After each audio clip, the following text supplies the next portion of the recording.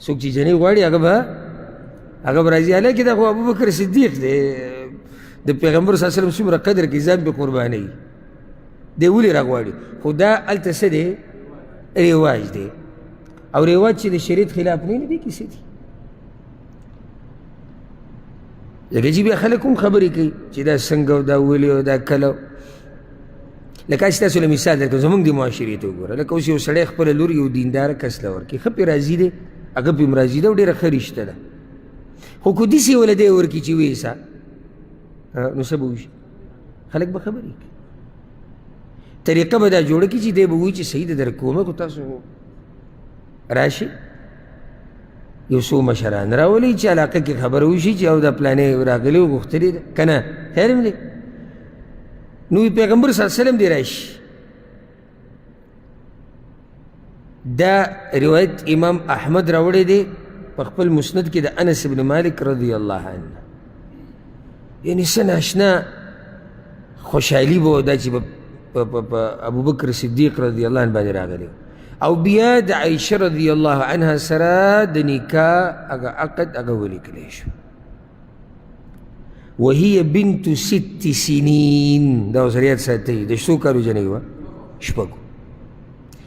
دا خبره یاده که د ماشومې جنۍ سره نکاح خو کېږي که نه؟ نکاح کې خو څه نشتي که نه؟ ها، کوروالی به ورسره هله کېږي چې کله د کوروالي لایق یې. نکاح کې څه نشتي. دلیل پې دا دی، اوس د شپږو کالو جنۍ د کوروالي لایق ده؟ نه ده لایق، خو نکاح ورسره کېدی شي. زه تاسو ته په دې باندې یو دلیل وښیم، بل دلیل د قرآن نه. دا څوک چې وایي چې وړې جنۍ سره واده څنګه کېږي، دوی په اصل کې حدیثونو باندې نه، په قرآن باندې هم رد کوي. سورة الطلاق کې الله وایي، الله عدت ذکر کوي د هغه ښځو چې طلاق شي. واللائي یئسن من المحیض من نسائکم ان ارتبتم، هغه زنانه ستاسو په زنانو کې چې د حیض نه ناامیده شوي دي. حیض نه ناامیده څه ته وایي؟ بوډېګانې شوي دي، حیض یې نه راځي. اصل کې د طلاقې شوي ښځې عدت څومره دی؟ چا ویلي 3 میاشتې، 3 حیضه، 3 حیضه دي.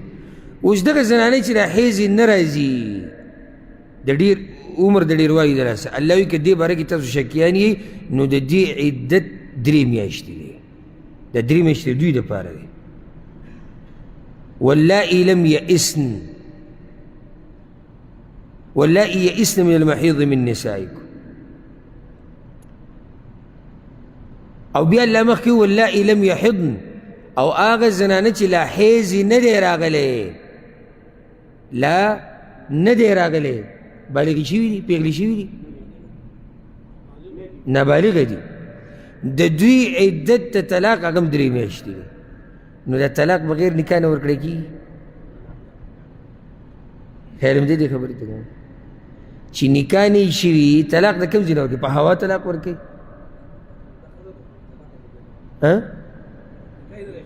نه چې نکاح نه یې شوی طلاق څنګه کېږي؟ خو نکاح شوي ده، خو ځکه طلاق وشو که نه. حیض یې نه راځي، ولې نه راځي؟ لا پیغله شوي نه ده. یو خو هغه مشران چې حیض یې نه راځي ځکه چې ناامیده شي، عمر ډېر شوی، هغوی 3 میاشتې ټیم، دا د دوی 3 میاشتې ټیم دی، لا حیض یې نه دی راغلی. نو چې نه دی راغلی او دې له طلاق ورکړي، نو 3 میاشتې به انتظار کوي، عدت دی. نو دا چې طلاق یې ورکړو، خو نکاح ورسره شوې ده که نه؟ نو دا مسله ثابته شوه د کوم ځای نه؟ قرآن. ها، دا یو مسله ده چې کوروالی به کله کېږي؟ چې کله د کوروالي لایقه یي، چې کله د کوروالي لایقه یي، هله به ورسره کوروالی کېږي، نکاح خو کېږي. نو پیغمبر صلی الله علیه وسلم د عایشې رضی الله عنها سره نکاح وکړه، او د هغې عمر څومره و؟ 6 کاله. ورسره میلاو شوی و رخصتي، هله وشوی چې کله د هغې عمر څومره و؟ 9 کاله. سوال، دا 3 کاله پیغمبر صلی الله علیه وسلم ولې انتظار کړی دی؟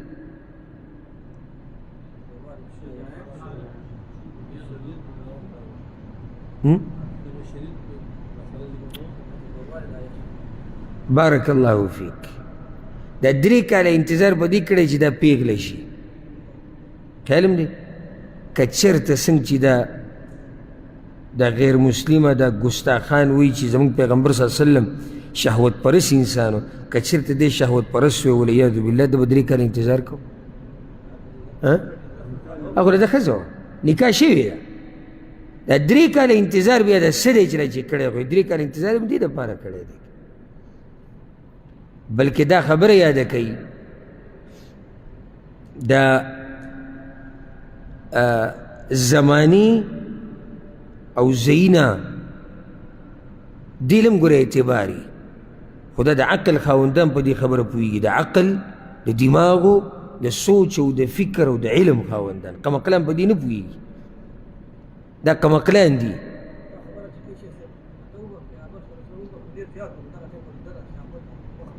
بالکل بارک الله، دا یو نقطه را روانه ده انشاءالله دې ته هم اشاره کوو. موږ وایو چې زمانې له او ظلم څه دی اعتبار دی، لکه راشه ظله او زمانې له څنګه اعتبار دی. اوس څوک دا وایي چې عایشه رضی الله عنها 9 کالو په عمر کې څنګه بالغه شوې، دا بله شبهه ده. یعنی آیا یو جنۍ د 9 کالو په عمر کې بالغه کېدی شي؟ کوم سړی چې دا خبره نه مني که نه د ده سره د سره علم نشتی، د ده سره د سره علم نشتی. دا بالغه کېدل د یو زنانه او د یو هلک دا د زی سره تعلق ساتي، دا د نسب په دې کې اثري، خاندان په دې کې د علاقې اثري، په دې کې د موسم اثري، په دې کې د خوراک او څښاک اثري. کمې علاقې چې یخي دا د ډاکټرانو خبره ده، او انګریزان ډاکټران کافران هم مني ده چې ګستاخي کوي، دوی ته د خپلو ډاکټرانو نه تپوس وکوي چې هغوی څه وایي، او بغیر د دې نه چې ته ډاکټرانو له ورشي، دا واضح خبره ټولو خلکو ته معلومه ده. خو دا خلک د عقل نه د علم نه د هر څه نه خالي دي، ځکه دا خبرې کوي. دا یخې علاقې چې کومې علاقې چې یخي د دوی جنکۍ په بلوغ کې لیټ کېږي، زر نه بالغه کېږي، په نسبت د هغه علاقو د جنکو او د هلکانو چې هغه علاقې ګرمي او هلته ګرمي ډېرې. کومو علاقو کې چې ګرمي ډېرې او ګرمي علاقې د هغه ځي هلکان او جنکۍ، صرف جنکۍ هم نه هلکان او جنکۍ دا زر بالغه کېږي. او یخې علاقې چې دي هلته لږ لیټ بالغه کېږي. بلکې بعضو ډاکټرانو دا خبره لیکلې ده، وایي د افریقې بعض ملکونه، د افریقې بعض ملکونه دا ګرم ملکونه، د افریقې بعض ملکونو کې د 8 کالو په عمر کې هم جنۍ بالغه کېږي. دقه ځای ګرم دی. نو ګوره مکه ګرمه ده که یخه ده؟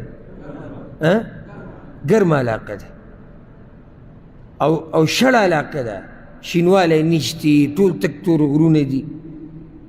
څوک چې رد کوي اول پکار ده چې په خپله به دې خبره باندې سوچ وکړي چې دا زه څه ویم او دا زه څه کوم، ایا زما دا خبره دا به مناسب وي او که نه به.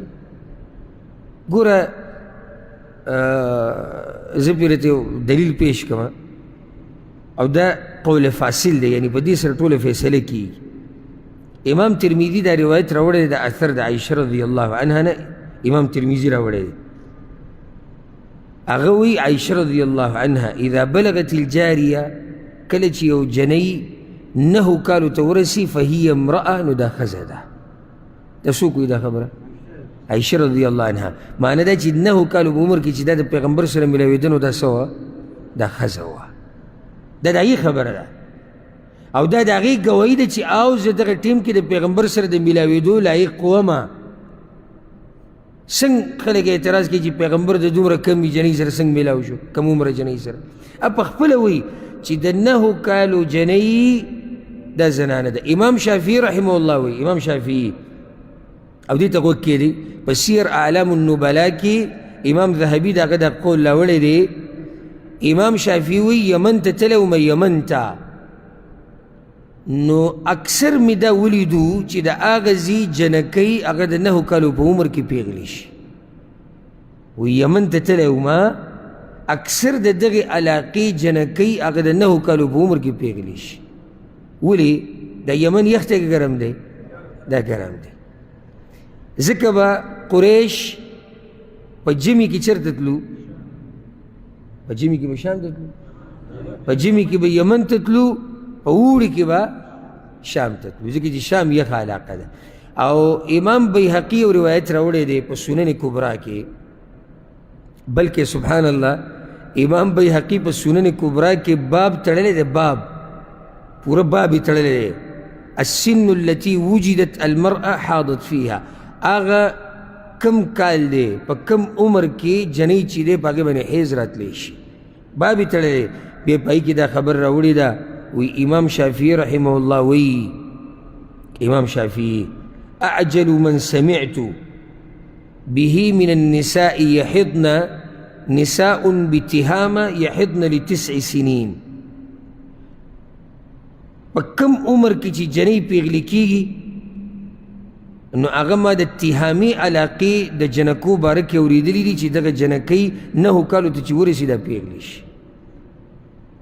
ښه هسې ډېر عجیبه دا واوره، امام شافعي رحمه الله وی دا امام بیهقي دا روایت راوړی دی، وی یمن ته تللی وم صنعا علاقې ته، نو هلته مې نیا ولیده چې هغه د 21 کالو وه.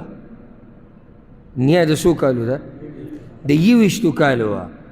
وی ځکه چې دا د 9 کالو په عمر کې پیغله شوې وه، د 10 کالو په عمر بیا واده شوه، د 10 کالو په عمر کې د دې لور شوه، هغه لوري بیا د 9 کالو په عمر کې پیغله شوه، واده شوه، بیا په 10م کال د هغې لور شوه، نو دا جنۍ د نیا د 21 کالو ده. اوس ګورئ یعنی دا خبره عجیبه نه ده چې پیغمبر صلی الله علیه وسلم څنګه د 9 کالو د جنۍ سره واده کوي. دا ګوره ټول لګیا دي 9 کالو جنۍ سره واده شوی دی. نو د دوی دا خبره اعتراض دا پالتو بې ځایه اعتراض دی، بلکې امام سعید ابن منصور رحمه الله په خپل سنن کې دا روایت راوړی دی، دې ته غوږ کېږدئ ګوره.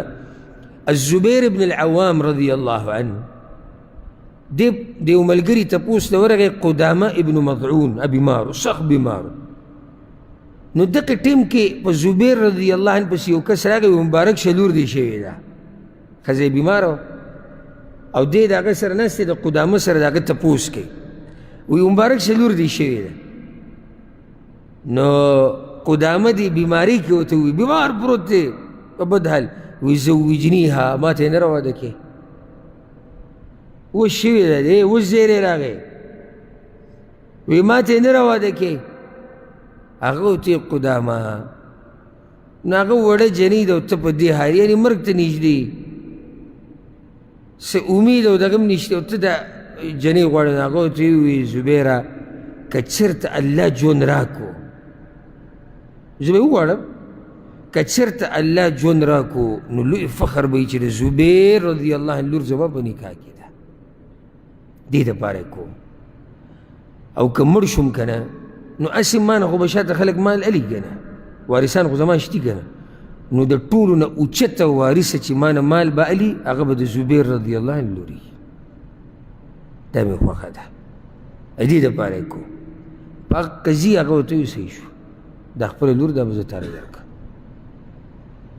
نو نکاح وکړي، نکاح وشو. دغه شان د پیغمبر صلی الله علیه وسلم نکاح چې کله وشو د هغې سره، د هغې 6 کاله عمر، خو هغه رخصت شوې خو نه ده که نه، 9 کالو په عمر کې چې کله هغه بالغه شوه او قابله شوه، پیغمبر صلی الله علیه وسلم ورسره میلاو شوی دی. په دې باندې به اکتفا وکړو او ټیم ختم شو. اوس هم ډېرې خبرې پاتې شوې چې په دې کې فایدې څه وي په دې واده کې، ولې دا پیغمبر صلی الله علیه وسلم دا واده وکړو. بعض اعتراضات دي نور د دې منکرین حدیثو، د هغه اعتراضاتو هم جواب وکړو. الله سبحانه وتعالی دې موږ پوهه کړي په قرآن او په حدیث باندې، او الله دې موږ له توفیق راکړي د پیغمبر صلی الله علیه وسلم د حدیثونو د دفاع کولو. هذا والله اعلم، وصلى الله وسلم على نبينا محمد وعلى آله وصحبه.